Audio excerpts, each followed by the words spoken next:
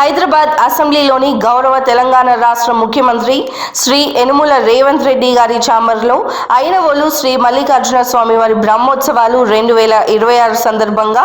ఆహ్వాన పత్రికను గౌరవ తెలంగాణ రాష్ట్ర రెవెన్యూ, గృహ నిర్మాణాల మరియు పౌర సంబంధాల శాఖ మరియు ఉమ్మడి వరంగల్ జిల్లా మంత్రివర్యులు శ్రీ పొంగులేటి శ్రీనివాస్ రెడ్డి గారు మరియు గౌరవ అటవీ, దేవాదాయ, ధర్మాదాయ, పర్యావరణ శాఖల మంత్రివర్యులు శ్రీమతి కొండా సురేఖ గారు, ప్రభుత్వ సలహాదారు శ్రీ వేం నరేందర్ రెడ్డి, ఎస్సీ, ఎస్టీ, దివ్యాంగుల సంక్షేమ శాఖల మంత్రివర్యులు శ్రీ అడ్లూరి లక్ష్మణ్ గారులతో కలిసి వర్ధనపేట నియోజకవర్గ ఎమ్మెల్యే విశ్రాంత్ ఐపీఎస్ అధికారి శ్రీ కేఆర్ నాగరాజు గారు ముఖ్యమంత్రి గారిని బ్రహ్మోత్సవాలకు హాజరు కావాల్సిందిగా ఆహ్వాన పత్రికను అందజేశారు. తొలుత మంత్రి సురేఖ గారు స్వామివారి శేష వస్త్రాన్ని సీఎం గారికి అందజేయగా